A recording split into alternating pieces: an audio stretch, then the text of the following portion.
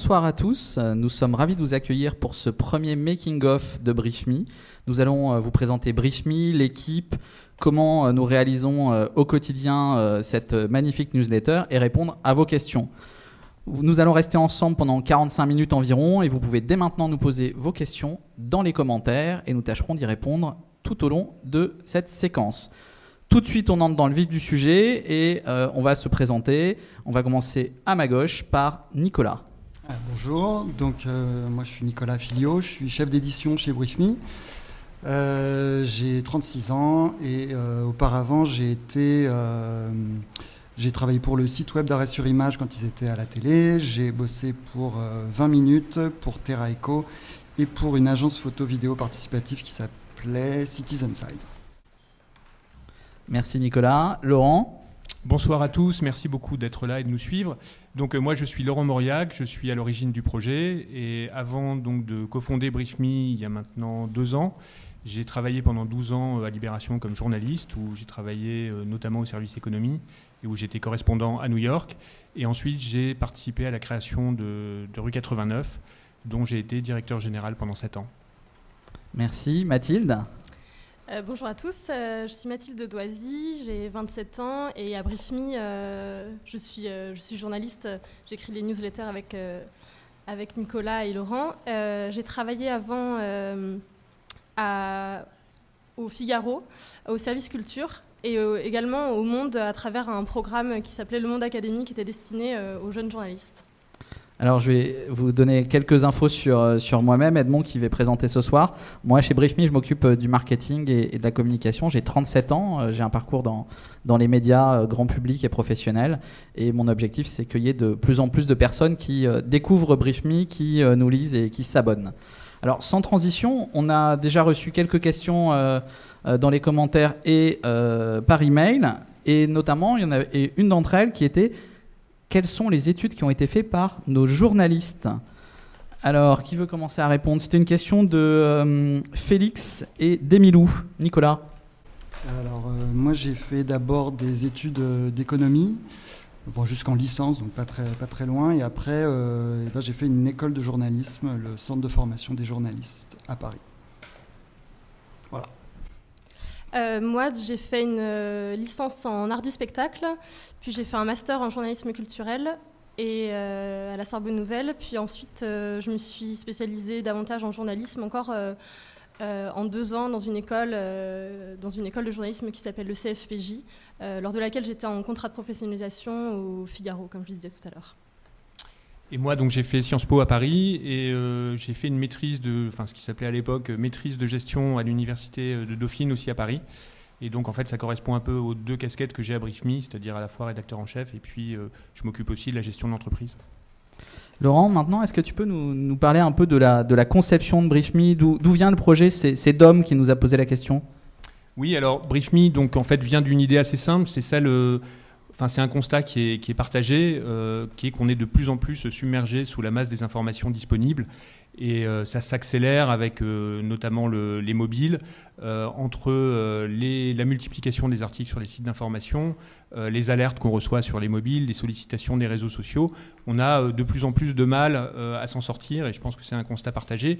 Et donc l'idée avec Brief Me, c'est d'introduire une respiration dans ce rythme effréné de l'information.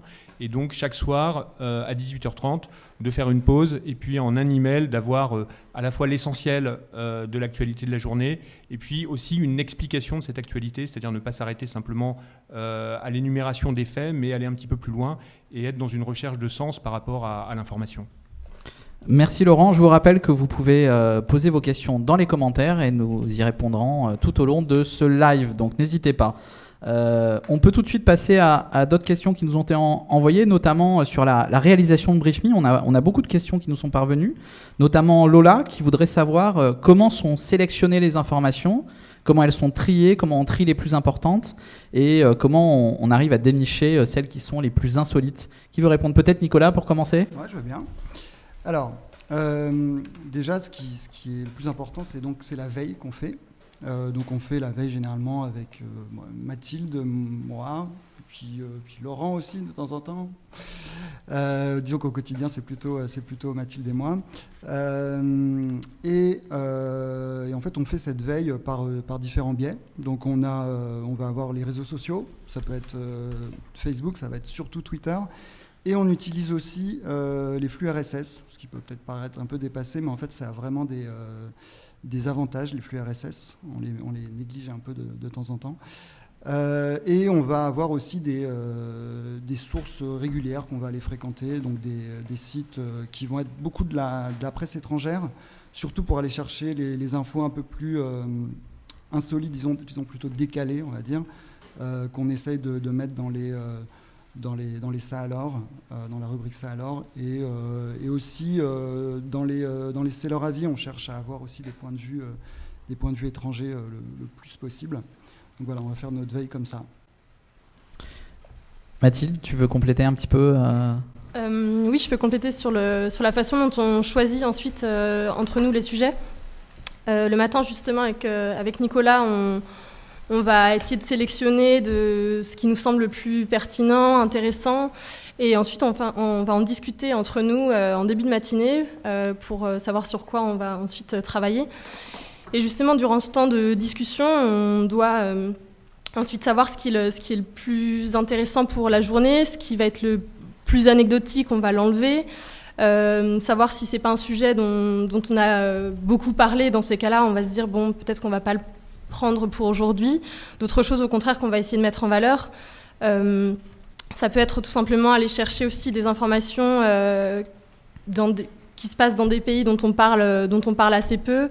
Parler de choses aussi qui nous concernent d'une certaine façon. Ça va être par exemple des sujets aussi sur les droits de l'homme. Dans ces cas-là, ça peut être intéressant parce que c'est pertinent, on se sent concerné, alors que pourtant ça peut se passer à l'autre bout du monde. Enfin, c'est un petit peu comme ça qu'on essaie de sélectionner. Je ne sais pas si tu as d'autres choses à ajouter peut-être. Si j'étais en train de penser, il y a quelque chose qu'on remarque souvent, c'est qu'on voit beaucoup d'articles qui sont publiés au moment où une idée est en formation. Donc on va avoir le gouvernement songe à mettre en place tel projet, etc. Nous, on fait en sorte on évite ce genre de choses parce qu'on se rend compte souvent que finalement il y a ce qu'on appelle des ballons d'essai, des mesures qui sont envoyées comme ça, qui sont lancées en l'air, et puis pour voir un peu l'effet que ça fait, et finalement elles vont pas au bout. Donc généralement on fait attention à parler de choses qui se concrétisent. Et ça fait déjà partie des choses qu'on élimine. Une autre façon d'éliminer les choses, ça va être aussi le conditionnel qu'on retrouve beaucoup dans les articles de presse. Et nous, on ne publie que ce dont on est sûr. Ça, c'est vraiment un critère hyper important pour éviter... Enfin, voilà, on préfère avoir une information qui peut être éventuellement plus restreinte, prendre un peu plus de recul, mais être sûr de vous apporter une information qu'on peut signer des deux mains, en fait. Voilà, ça, c'est très important. Justement, j'allais rebondir sur la question que nous a posée Fabien. Avant, merci parce qu'on est plus de 100 sur ce live, donc n'hésitez pas à continuer à le partager et poser vos questions dans les commentaires. Fabien, il nous demande comment ça s'est passé pour l'annonce du gouvernement Macron et plus largement, quelle est la limite de l'heure à laquelle on peut publier une information par rapport à l'heure de l'envoi de BriefMe. Qui veut répondre ? Je peux répondre, ouais. Vas-y Laurent. Donc en fait, justement, on avait une petite peur parce qu'il était annoncé à 15h et puis on avait vu avec l'annonce du Premier ministre que le planning n'était pas forcément tenu. Donc ce qui aurait été un petit peu embêtant, c'est si l'annonce était retardée et avait eu lieu à 17h. Mais là, on était dans des conditions très confortables puisque l'annonce a eu lieu à 15h. Le but de BriefMe n'est pas forcément de publier la dernière info toute fraîche à 18h25. C'est vraiment de faire un point de l'actualité, de ce qui nous semble le plus important, le plus pertinent dans la journée. Donc l'info, le défaut, enfin on trouve que le défaut de pas mal de médias, notamment sur Internet, c'est de privilégier l'info la plus récente et puis de la mettre en tête, alors que c'est pas parce qu'elle est la plus récente qu'elle est la plus importante, loin de là. Donc nous, notre hiérarchisation, on l'a fait quasiment depuis la dernière édition de BriefMe, en prenant tout ce qui s'est passé et on ne donne pas une prime à la fraîcheur. Et si quelque chose s'est passé entre 18h et 18h30, on ne se précipite pas pour l'intégrer dans l'édition de BriefMe. Sauf quand c'est vraiment très important ou c'est déjà arrivé. J'ai le souvenir de la mort de la députée britannique Jo Cox, dont la mort a été annoncée vers 18h20 et qui a été annoncée dans BriefMe. On a d'autres questions, notamment de Raphaël, je crois, qui nous demandait est-ce qu'il y aura bientôt des images dans Brief Me, parce que c'est vrai que dans Brief Me, il n'y a que du texte. Vas-y, Alors, Laurent, continue. c'est un parti pris en fait assez fort depuis le début de Brief Me.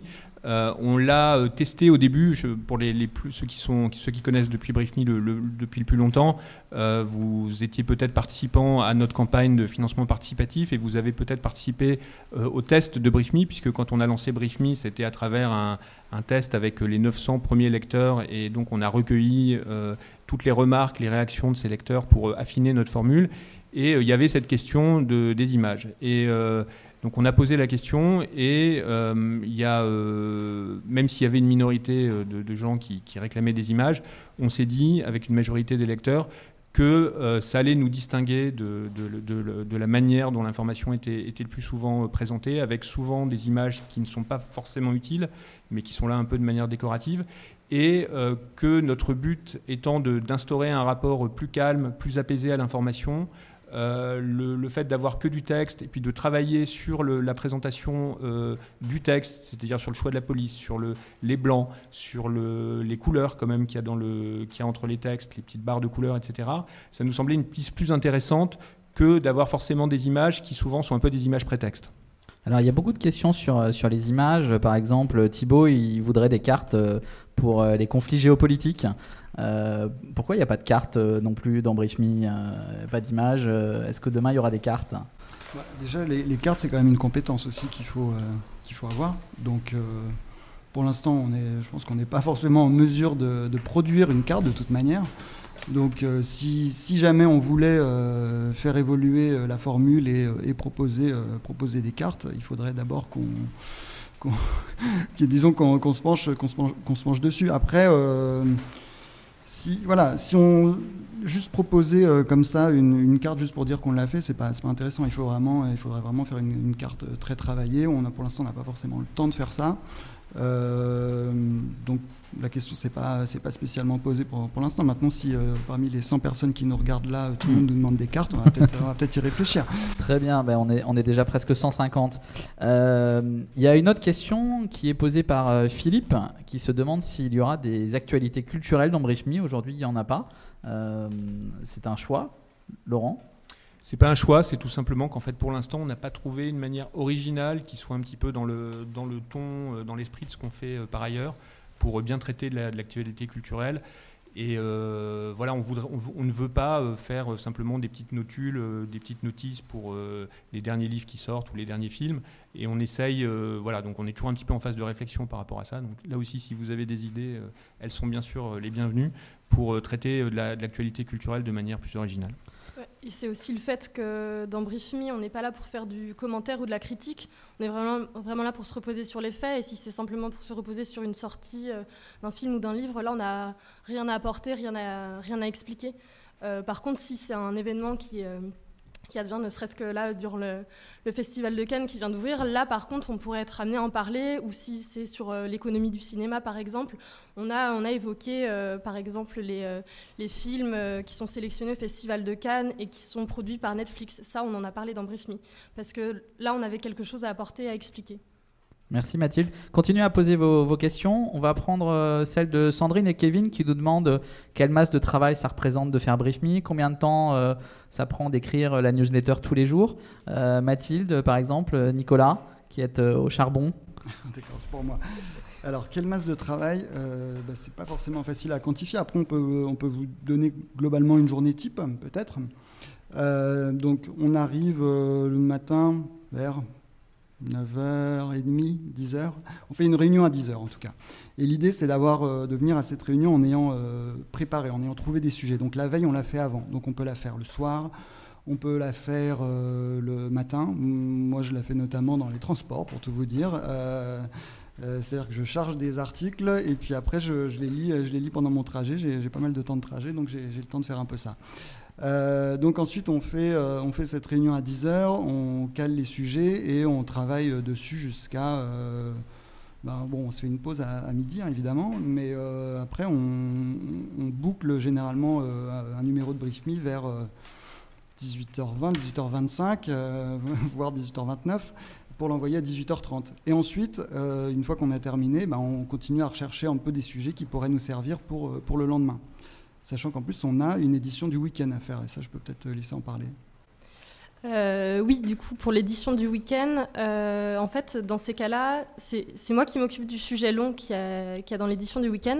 Et dans ces cas-là, c'est Laurent qui prend le relais sur la newsletter. Et ça m'occupe quand même 2 bonnes journées dans la semaine pour faire ce long sujet. Et donc, effectivement, en gros, dans la semaine, on doit à la fois travailler sur la newsletter quotidienne et en même temps préparer ce numéro du week-end qu'on boucle le vendredi soir après la newsletter de 18h30. Donc, pour éviter de terminer trop tard le vendredi, on essaye aussi, à la fin de chaque journée, de s'avancer pour les autres éléments à mettre dans cette newsletter du week-end. Donc, effectivement, ça fait davantage de choses à faire, et notamment pour la rubrique « Ça vaut un clic » qui est dans le numéro du week-end, où là, on veut essayer de vous recommander des documentaires qu'on a regardés, des vidéos, des longs articles qu'on a trouvés intéressants. Ça prend aussi du temps, et on essaye de repérer ça dans la semaine et de pouvoir les lire et prendre le temps de les regarder. Mais voilà, donc en résumé, c'est le Brief Me au quotidien, c'est le travail de 2 personnes à plein temps. Il y a des choses qu'on ne voit pas forcément et qu'on fait et qui nous occupent beaucoup, c'est la vérification des informations, pour être absolument certain qu'il n'y ait aucun doute sur les informations qui sont publiées dans Brief Me, qu'elles soient toutes certifiées par l'équipe. Et puis il y a aussi un gros travail sur l'écriture pour essayer de produire le maximum de sens dans le minimum de mots. Et donc pour ça, il y a un travail pour que ça soit le plus clair, le plus fluide possible, et en même temps que ça soit agréable à lire. Et on espère que vous partagez ce constat. Dans les questions qui nous ont été posées, il y a combien de personnes travaillent chez Brief Me? C'est notamment une question de Sophie. Donc on est 5. Donc là, vous voyez 4 membres de l'équipe. Il y a quelqu'un qui travaille avec nous en ce moment en stage, qui est Émile, et qui a beaucoup contribué à préparer ce Facebook Live, et donc qu'on remercie. Merci Émile. Et nous avons quelqu'un qui va nous rejoindre au mois de juin, qui s'appelle Natal, et qui va nous aider dans le développement informatique, ce qui nous manque cruellement aujourd'hui, et ce qui va nous permettre d'accélérer énormément de choses à partir de la rentrée de septembre. Esilena nous demande si on va bientôt faire paraître des interviews dans Brief Me. C'est vrai qu'aujourd'hui ce sont des articles écrits. Est-ce que c'est une réflexion, et pourquoi aujourd'hui on a fait le choix de ne pas en avoir? Pour répondre. Vas-y Laurent. En fait, tout s'explique finalement, c'est présenté comme une interview, donc c'est une interview en fait on présente ça sous forme de questions-réponses, donc ça permet de creuser un événement important de la journée et de rentrer dans de l'explication. Et ça, on le fait à travers un système de questions-réponses. Donc une interview par ailleurs, je pense, serait difficile à présenter.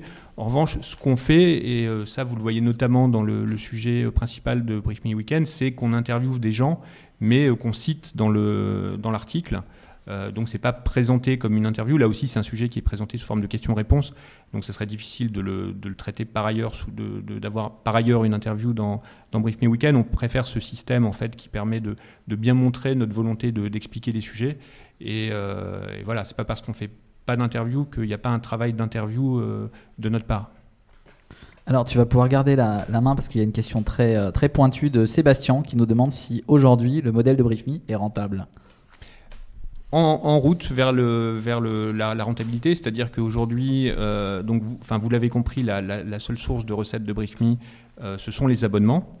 On a choisi un modèle sans publicité, en fait pour une raison simple, qui participe de notre souci de créer un rapport calme, apaisé à l'information, donc de ne pas avoir de pollution visuelle, de ne pas avoir de doute sur l'origine des informations, de ne pas avoir de brouillage. Donc voilà, on veut clairement, et puis d'établir une relation de confiance avec les lecteurs, qu'il n'y ait pas de doute sur le fait que, par exemple, leur adresse email pourrait être partagée. Donc voilà, donc là les choses sont extrêmement claires. La seule chose qui nous intéresse, c'est de vous rendre un service et de vous convaincre de devenir un abonné de Brief Me. Et aujourd'hui, donc, vous êtes 5000 abonnés, ce qui est pour nous un très très bon chiffre, d'autant qu'il progresse très vite. On est sur un rythme de à peu près 500 nouveaux abonnés par mois.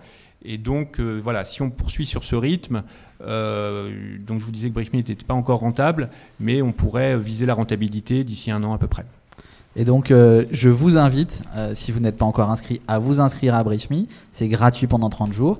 Et également, si vous aimez Brief Me, parlez-en autour de vous. Le bouche à oreille, depuis la création de Brief Me s'est développé grâce à ces lecteurs.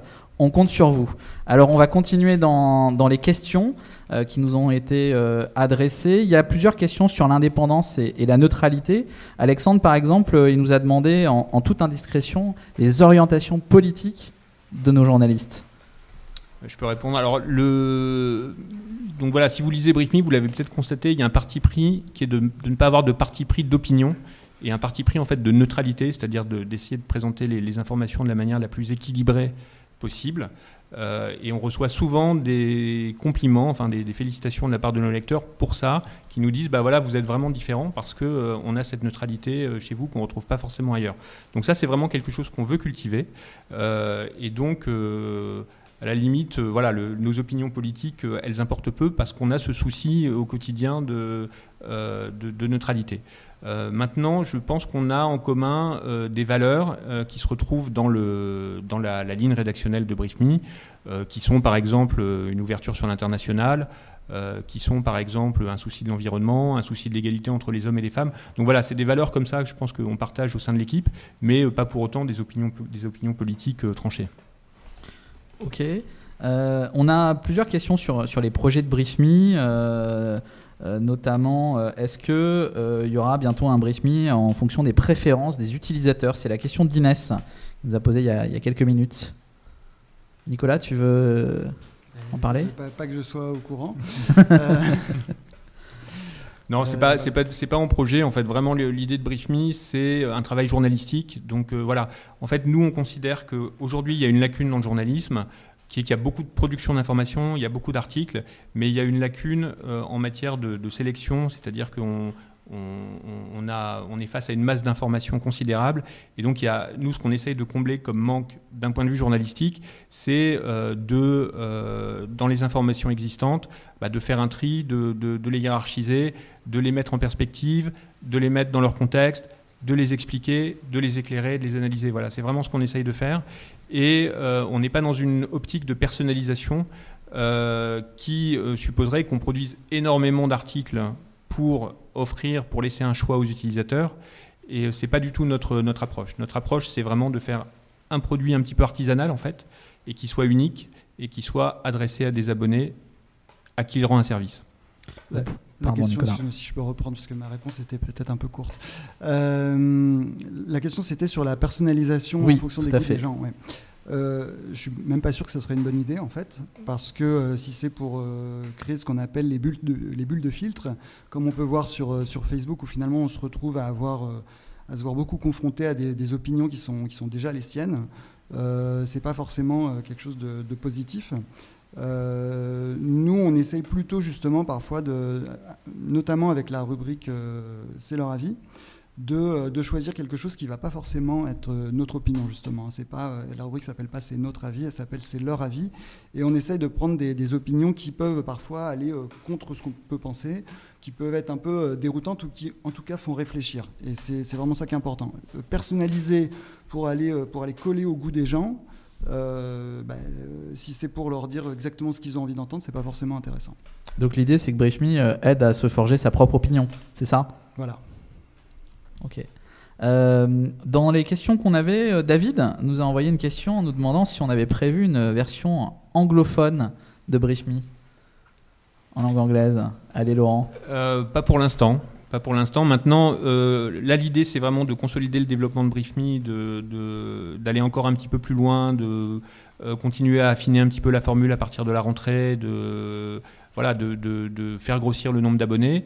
Et voilà, probablement dans 1 an, si les choses continuent à bien se passer, on se posera la question de lancer d'autres projets, d'autres déclinaisons, pourquoi pas sur d'autres thématiques ou voire dans d'autres pays. Voire dans d'autres langues, voire à destination d'autres tranches d'âge. Mais tout ça, pour l'instant, est trop tôt. Donc, c'est des sujets de réflexion qu'on a, mais qui ne vont pas déboucher avant plusieurs mois. Ok, n'hésitez pas, vous pouvez continuer à poser vos questions directement dans les commentaires et on va essayer d'y répondre au cours de ce Facebook Live. Je remonte un tout petit peu. Edouard nous a demandé quel est le statut juridique de Brichmi.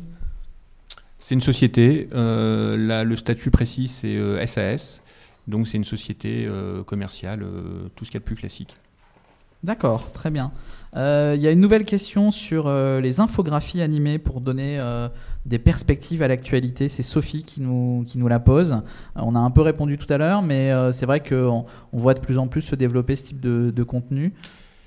Il n'est pas impossible qu'on fasse un test avec Brief Me Weekend, notamment pour introduire des visuels. Alors, l'idée, ce serait vraiment de réfléchir à des visuels qui créent du sens. C'est-à-dire, effectivement, ça pourrait être des infographies. On a parlé de cartes tout à l'heure. Voilà, ce ne serait pas simplement des photos d'illustration, ça serait des visuels qui seraient vraiment porteurs d'informations. C'est une réflexion qu'on a. Effectivement, vous êtes assez nombreux, et puis on le voit à travers les questions qui sont posées ici à nous le réclamer. Donc c'est probablement quelque chose qu'on va accélérer. D'accord. Claire nous rebondit sur les sellers à vie et nous demande s'il y a d'autres médias ou des personnalités qui nous contactent pour qu'on publie leurs avis dans Brief Me. Alors, on sent la pression, Mathilde, Nicolas Non, c'est jamais arrivé. C'est vraiment à travers notre veille matinale qu'on essaye de repérer justement tout ce qui est chronique, éditorial, tribune, pour repérer les avis des gens comme ceci, mais on ne reçoit jamais de mails de gens qui souhaitent s'exprimer dans Brief Me, et de toute façon ça ne correspondrait pas à notre manière de faire, puisque les sellers à vie, on a vraiment envie de les confronter, de voir si c'est bien argumenté, si ça apporte une idée neuve. Justement, si on met un avis en avant sur une thématique, sur un sujet d'actualité, c'est bien pour apporter un nouvel angle pour l'aborder, en fait. Donc on a besoin de pouvoir en regarder plusieurs avant de faire notre choix. Alors c'est arrivé une fois, c'était dans quelqu'un du service de presse d'un ministre du précédent gouvernement qui nous avait envoyé une tribune de son ministre et qui ne devait pas très bien connaître Brief Me, qui pensait qu'on allait la publier. Claire nous a demandé aussi comment Brief Me est reconnu par les autres médias. Est-ce qu'on parle de Brief Me ailleurs ? Comment ça se passe ? On est suivi, on est scruté, on est toujours un peu un objet de curiosité. Quand on s'est lancé, il y a beaucoup de gens qui nous disaient les gens ne paieront pas pour une newsletter. Et en fait, voilà, moi ce que j'essaie d'expliquer, c'est que c'est pas une newsletter Brief Me, c'est un travail sur l'information dont la forme, l'enveloppe est la newsletter, mais il y a un travail journalistique derrière qui rend service à ses lecteurs et qui crée une valeur.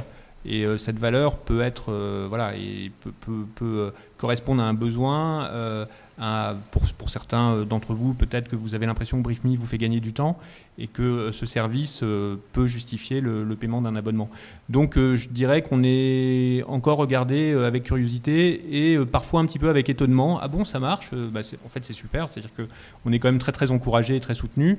Mais voilà, toujours une petite distance, disons. Donc on est prêt à répondre à la question indiscrète de Kevin qui nous demande si on arrive à en vivre financièrement. Alors oui, on arrive à en vivre financièrement, c'est-à-dire qu'aujourd'hui, on n'est pas rentable, donc on est financé de plusieurs manières. On a fait des dossiers de subvention donc, qui ont été acceptés, donc on a reçu des subventions, et on a un emprunt auprès d'un organisme qui s'appelle l'IFSIC. Donc on espère pouvoir rembourser une fois qu'on sera rentable. Et l'ensemble de l'équipe est salarié, payé au tarif normal de la profession. C'est important de le dire parce que la qualité, ça se paye, et ça se paye aussi en s'occupant bien des équipes. Voilà. Et en fait, on est dans un modèle qui est un petit peu particulier, qui est le modèle de l'abonnement, où en fait le Brief Me coûte aussi cher si Brief Me a 10 abonnés que s'il a 10 000 abonnés. Donc il faut le temps d'arriver au point d'équilibre. Et ça, forcément, ça représente un investissement au départ. Et donc, notre objectif, c'est maintenant de continuer à accélérer pour arriver le plus vite possible à atteindre ce point d'équilibre. Et puis pour pouvoir ne plus avoir justement de besoin de financement. Donc on pouvoir financer nous-mêmes notre développement. Donc on compte toujours sur vous pour propager la bonne parole et recommander Brief Me à vos amis et à vos proches. On a des questions sur Brief Me Weekend et notamment le sondage du mardi. C'est Thibaut qui nous demande combien de lecteurs votent chaque mardi soir pour choisir le sujet de Brief Me Weekend. Nicolas, je crois que c'est toi qui suis ça avec plus d'attention. Oui, c'est moi qui compile les résultats et pourtant je fais pas forcément attention aux chiffres finaux. Ce qui m'importe, c'est les pourcentages surtout. C'est à peu près la moitié des abonnés, non ? Ouais, ça doit être ça à peu près. Oui, on est sur environ 2000 et quelques. Ouais, ça doit être ça à peu près. On peut atteindre les 2500 personnes qui votent. Donc oui, ça fait à peu près la moitié des abonnés, bien calculé. Merci. Donc c'est un vrai vote, le choix de Brief Me Weekend. Oui, c'est un vrai vote, bien sûr. Du coup, on l'envoie le soir à 19h30, on boucle à midi, ça laisse une quinzaine d'heures pour voter, c'est plutôt pas mal. Alors Thibaut nous relance des anecdotes sur le sondage. Est-ce qu'on a eu des surprises dans les résultats, des choses auxquelles on ne s'attendait pas du tout ? C'est-à-dire que généralement, à chaque fois qu'on l'envoie, on se concerte entre nous en se demandant, d'après toi, lequel va l'emporter. Et Edmond est assez fort pour deviner. Il vous sent bien, il sait à peu près ce que vous allez choisir. Il s'est quand même planté 2 fois avec des sujets sur la Turquie, mais... Voilà. On a eu, ce qui nous avait pas mal surpris, c'était au moment où Trump était en train de monter aux États-Unis, en train de gagner la primaire républicaine. On l'a proposé, je crois qu'au total on l'a proposé 3 fois. À chaque fois il a été rejeté, donc comme quoi il peut perdre, Trump. Pour continuer sur Brief Me, sur la newsletter, Zachary nous demande pourquoi il y a une limite, est-ce qu'il y a une limite à la longueur de la newsletter ? Parce que finalement il y a un début, il y a une fin, Oui. on a presque plus l'habitude. Oui, tout à fait. En fait, il y a pas de limite physique, mais il y a une limite dans ce qu'on veut faire nous. C'est-à-dire que justement, nous, on s'oppose au flux, à la logique des flux qui prévalent, notamment sur les sites d'information où vous scrollez et puis en fait vous déroulez une page qui est de plus en plus profonde. Les réseaux sociaux, pareil, il y a un début et comme dit Edmond, il n'y a pas de fin. On peut scroller à l'infini. Il n'y a pas de hiérarchisation. Il n'y a pas de voilà. Donc nous, vraiment, l'idée de Brief Me, c'est de proposer quelque chose qui soit assez court, qui soit à peu près toujours de la même longueur pour créer un repère, une habitude. Et on fait très très attention à pas faire trop long. Et alors c'est aussi pour ça qu'on met des liens. Alors souvent on nous dit, on a pas mal de gens qui pensent que les liens sont forcément nos sources. Alors nos sources ne sont pas forcément nos liens, mais en fait le lien c'est un service qu'on donne, c'est-à-dire qu'on sélectionne la source qui peut être une des sources qu'on a utilisées, mais évidemment pas la seule, qui nous semble la plus pertinente, la plus intéressante pour justement des lecteurs qui sont intéressés par le sujet et qui veulent aller plus loin, qui veulent prolonger leur lecture. Donc c'est une sorte de service supplémentaire qu'on offre dans Brief Me. Mais en fait, on rédige Brief Me de telle sorte que la lecture de Brief Me se suffise à elle-même et que le fait de cliquer sur les liens ne soit pas nécessaire pour avoir l'expérience de la lecture de Brief Me. Sauf peut-être pour les savours un clic. À l'exception des savours un clic du week-end. Sélectionnés par l'équipe. Mathilde, tu veux nous en parler un peu des conseils. Comment on travaille pour trouver les savours un clic ? C'est une veille qu'on fait toute la semaine. Justement, on essaye de sélectionner à la fois des choses à lire et à voir, si possible. On essaye aussi de trouver des sujets un peu légers, parce qu'on se rend compte que dans la semaine, on a des informations brutes, l'information quotidienne qu'on traite n'est pas toujours joyeuse, et ça revient aussi d'ailleurs dans les commentaires des abonnés, le fait qu'on mette pas assez en avant des informations positives, donc on essaye de procurer un peu de joie comme ça, et finalement d'apporter une façon de voir certains sujets de manière un peu plus optimiste, ou tout simplement c'est une façon de se détendre aussi pour aborder le week-end, par exemple. Et du coup, dans ces liens, ils sont quasiment tous des liens vers des sites gratuits, ou en tout cas des contenus gratuits. Et Damien nous demande, pareil pour nos liens d'infos, comment on arrive à proposer des liens uniquement gratuits. Comment vous faites ? Ça peut être de plus en plus difficile en fait, parce qu'on a de plus en plus on revient quand même un peu à de l'information payante en ligne. Ça nous arrive quand même de mettre parfois des liens vers des sources payantes, pas en savoir un clic. En savoir un clic, on fait en sorte que nos lecteurs puissent avoir accès au contenu. Par contre, sur des sellers avis ou parfois sur des sources qui sont essentielles pour un tout s'explique, ça va nous arriver de pointer vers, par exemple, un article du Monde ou un article du Figaro où on a des accès, nous, et du coup, on pointe vers cette source en se disant, si nos lecteurs veulent la consulter, et puis peut-être si nos lecteurs sont par ailleurs aussi abonnés, on ne sait jamais, dans ce cas-là, on pointe vers cette source. Et on le signale en mettant un petit sigle euro. Donc si vous voyez un euro entre crochets, c'est qu'on fait effectivement un renvoi vers une source payante, mais c'est quand même extrêmement rare. Ça arrive un petit peu dans les sellers avis, parce qu'il il arrive par exemple qu'on cite des articles du Financial Times qui est payant, mais c'est quand même très très rare. Alors on a toujours des personnes qui nous rejoignent sur le live, donc qui nous posent des questions auxquelles on a parfois un peu répondu, mais qui vont nous permettre d'approfondir. Par exemple, Kevin nous demande combien nous avons d'abonnés et combien on en vise à moyen terme. C'est quoi l'objectif, Laurent ? Donc 5000 abonnés aujourd'hui, et à moyen terme, si on se place dans un an, on vise un doublement. Super. Alors, dans les questions, et vous pouvez toujours continuer à poser vos questions dans les commentaires, on va essayer d'y répondre. Pourquoi avez-vous décidé de créer ou rejoindre BriefMe, nous disait Carrie. On avait une autre question sur quelle est l'origine de BriefMe. Donc c'est bien peut-être d'y revenir une nouvelle fois sur l'origine de la décision. Et quel nom ? On a aussi une question sur pourquoi ça s'appelle BriefMe. Peut-être commencer par le nom à ce moment-là, Laurent. Le nom, c'est un peu un hasard. C'est-à-dire qu'un de mes associés, qui s'appelle Jean-Christophe Boulanger, avait le nom de domaine BriefMe. Et on s'est dit, ça colle parfaitement au projet en fait. C'est-à-dire le projet, l'idée du brief, ou d'être briefé, comme on dit. Et on s'est dit, voilà, c'est exactement ça. Et il y a le côté me aussi qui introduit un côté un petit peu plus personnel et chaleureux. Donc on s'est dit que ça collait vraiment très très bien au projet, et puis que c'était dommage de faire dormir ce beau nom de domaine, et donc c'était la bonne occasion de l'utiliser. Sur l'origine du projet, en fait, c'est venu de mon expérience personnelle, c'est-à-dire que moi je travaillais à rue 89, et bien qu'étant au milieu d'une rédaction, les jours où je m'occupais pas de l'éditorial, enfin voilà, ce qui était assez souvent le cas, parce que j'étais directeur général à rue 89, donc je m'occupais de plutôt les autres aspects de l'entreprise. Je n'avais pas le soir un moyen simple de faire le point de ce qui s'était passé pendant la journée et une explication des choses les plus importantes. Et donc je me suis dit, voilà, si ça me manque à moi, ça manque peut-être à d'autres gens. Et voilà, il y a ce phénomène de saturation en fait, c'est-à-dire qu'on est sur-sollicité et surinformé, mais il manque peut-être la sève en fait de cette information. On a du mal, il faut vraiment la gratter pour la trouver. Et donc voilà, je me suis dit si c'est la manière dont je ressens les choses, c'est peut-être partagé, et je l'ai partagé autour de moi.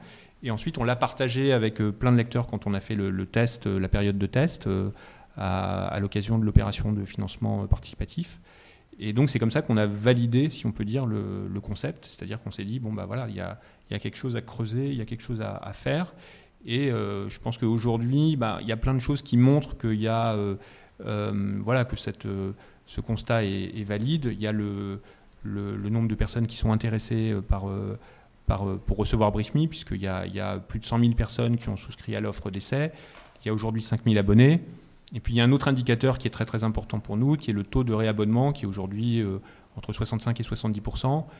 Sachant que la plupart des non-réabonnements, malheureusement, c'est pour des raisons d'expiration de cartes, et souvent parce que voilà, quand votre carte est expirée, vous avez plein de services qui vous sollicitent pour les renouveler, et que vous n'avez pas forcément la présence d'esprit de le faire pour tous les services. Mais voilà, le fait d'avoir 65-70% de taux de réabonnement est aussi pour nous très encourageant. Alors on a deux questions sur le support. D'abord, Kat qui nous demande comment on a trouvé le visuel des emails de BriefMe, et Bast sur pourquoi l'email justement. Pourquoi le choix de l'email plutôt que d'autres formes de diffusion ? Alors le visuel, on a travaillé avec une agence qui s'appelle Upian, dont je connaissais bien le fondateur, Alexandre Brachet, qui est aussi l'agence Upian est en fait actionnaire de BriefMe. Donc on a travaillé ensemble sur le design, on a fait pas mal de tests, on s'est posé beaucoup de questions.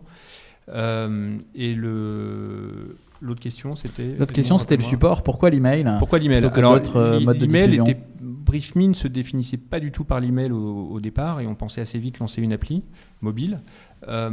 Et puis finalement, alors les lecteurs qui sont là depuis plusieurs mois l'ont sans doute vu. On vous interroge assez souvent, on fait des questionnaires et on essaye d'être au maximum en phase avec vos préoccupations et vos besoins. Et donc, tout simplement, dans les premiers questionnaires, on a posé la question de savoir si l'email était un moyen de diffusion qui vous correspondait. Et on a été assez surpris des réponses. Et quand on a soumis l'idée d'autres moyens de diffusion, notamment d'une appli mobile, etc., on a vu que ça intéressait finalement assez peu de gens. Et l'email a beaucoup d'avantages. Il y a la simplicité d'accès, en fait. Le fait qu'il n'y a pas besoin de télécharger quoi que ce soit. L'immédiateté. Le fait que l'email est déjà probablement l'appli la plus utilisée sur mobile. Donc c'est plutôt une bonne idée de se couler dans cette appli qui est déjà très utilisée. Et donc, voilà, il y a cette simplicité, cette fluidité d'usage qui sont plébiscités par les lecteurs. Le petit problème qu'on a, et voilà, on a encore des progrès à faire techniquement pour le régler, c'est avec certaines messageries, il y a des emails qui tombent dans les spams. Avec Gmail, on a beaucoup de lecteurs qui utilisent Gmail. Souvent, ça arrive dans un onglet promotion, donc c'est pas forcément visible du premier coup. Et puis, il faut faire une petite manipulation pour un petit réglage pour que BriefMe arrive bien dans la boîte principale. Donc on a quand même quelques soucis avec l'email, si bien que voilà, on n'exclut pas dans les prochains mois d'avoir des modes de diffusion alternatifs. Il y a une expérience qui est en cours sur messagerie, dont tu pourras peut-être parler en fait. Oui, Edmond. C'est effectivement une question que David nous pose aussi, si on va se distribuer autrement. Voilà, et puis juste pour terminer, on n'exclut pas du Trendboard. tout de faire une appli mobile, et donc peut-être tu peux dire un mot du test qu'on fait avec Messenger. Avec Messenger, c'est vrai que nous on se pose des questions sur comment rendre disponible le plus simplement possible BriefMe aux abonnés. Donc l'email c'est devenu assez naturel pour tous ceux qui sont arrivés, mais on a quelques demandes d'avoir une application, une distribution sur Messenger, voire sur WhatsApp. Donc on travaille sur ces sujets-là pour voir comment le rendre possible pour ceux qui le souhaiteraient. Donc on a mis en place déjà un tout petit bot sur Facebook qui fait que si vous vous connectez sur la page, vous pouvez demander à recevoir une notification à l'apparition du dernier BriefMe et vous avez un lien direct dans votre espace abonné sur le site pour pouvoir le lire en mobilité ou sur un ordinateur si vous voulez rester dans un environnement proche de Facebook. Et on travaille à déployer d'autres types de solutions qui soient une bonne façon pour nos lecteurs d'accéder au contenu. Si je continue un petit peu dans les questions, il y a Damien qui nous a interrogé sur le questionnaire d'abonnés de janvier, auquel il a répondu en nous disant il y avait plein de questions et je me rappelle avoir répondu que je ne lisais plus trop l'intro et la conclusion et que maintenant il les lit. Peut-être qu'on pourrait dire quelques mots de qui sont nos abonnés, les abonnés de BriefMe. Est-ce que c'est des jeunes, des moins jeunes, des hommes, des femmes, ils habitent où Tu veux nous en dire quelques mots, Laurent ? Oui, pour nous, en fait, la très très bonne surprise depuis le début, c'est d'avoir 60% de nos abonnés qui ont moins de 30 ans. Parce que voilà, on se dit que s'ils ont moins de 30 ans, ils seront peut-être... Ils vont pouvoir vieillir avec nous. Voilà, ils vont peut-être pouvoir vieillir avec nous, exactement, et rester abonnés longtemps. Et puis, on a aussi quelque chose qui est, je pense, assez original par rapport à la plupart des médias. On a une majorité de femmes, on a 54% de femmes, alors que la plupart des médias ont plutôt une majorité d'hommes en fait dans leur audience. Donc voilà, c'est un résultat un petit peu atypique dans les deux cas et qui nous fait plutôt plaisir. Dans les questions qu'on a reçues, on a eu une question sur est-ce qu'on reçoit des stagiaires ou des contrats d'apprentissage de journalisme, notamment c'était une question de Valentine. Nicolas, est-ce que tu veux nous en dire un petit peu plus dans notre grande et vaste équipe de rédaction ? Eh bien, je ne sais pas si c'était pour une demande de stage du coup, mais hélas, non, on ne reçoit pas de stagiaires. Parce qu'en fait, pour que ce soit intéressant de prendre des stagiaires, il faut que ça soit intéressant aussi pour le stagiaire. Donc il faut s'en occuper, ça demande du temps. On est une équipe réduite et on n'a pas forcément le temps pour faire ça. Donc ça, plutôt que de le faire mal, on préfère ne pas le faire. Alors, on a plusieurs questions sur les tendances, comment on arrive à trouver nos contenus. Notamment, Anne nous a posé cette question-là par email. Qu'est-ce qu'on utilise pour détecter les tendances, identifier les sujets dont on parle dans BriefMe? Mathilde, est-ce que tu peux nous dire un peu comment tu fais concrètement ta veille?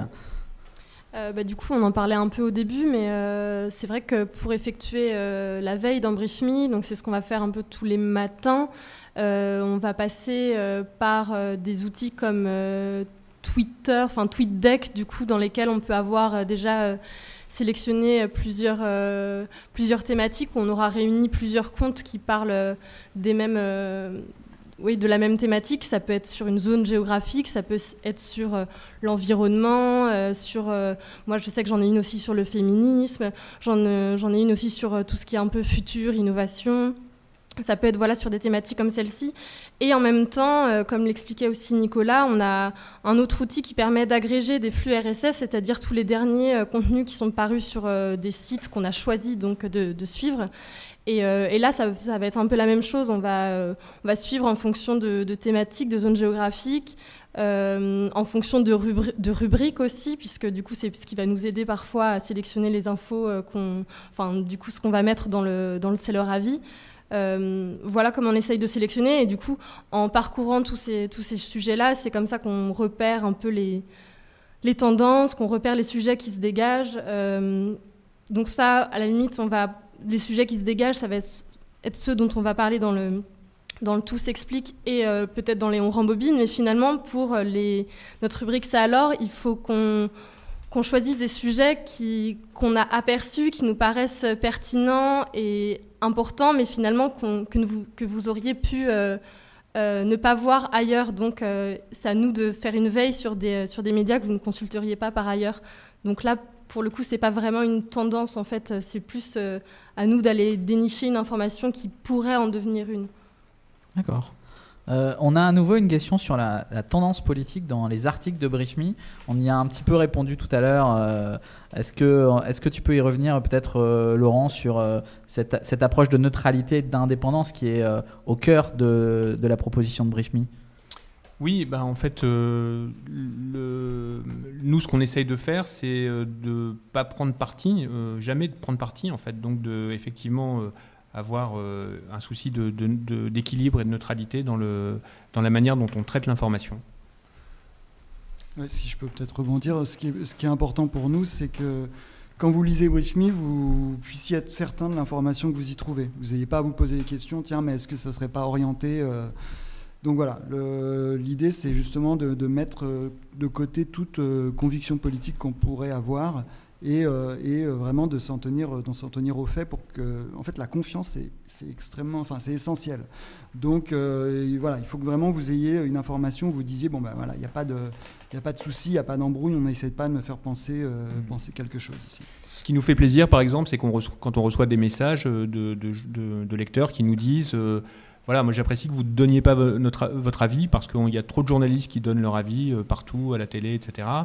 Et que vous nous aidiez à forger notre propre avis. Et c'est un peu notre but, c'est-à-dire effectivement surtout de ne pas donner notre avis, mais de vous aider à vous forger vos avis. Oui, pour rebondir encore, on est vraiment dans un journalisme de fait et pas de commentaires. Nous, on s'appuie vraiment sur les infos, les sources, etc. Mais on n'est pas là pour faire un édito ni pour défendre des idées. Les seuls moments donc, où vous allez trouver un avis dans BriefMe, c'est dans le seller avis qu'on vous a décrit. Et là encore, on va choisir parfois des seller avis qui parfois ne sont pas en cohérence avec nos convictions personnelles. Mais c'est pas grave, on va les choisir parce qu'on va quand même trouver que les arguments avancés sont intéressants et c'est par souci d'ouverture.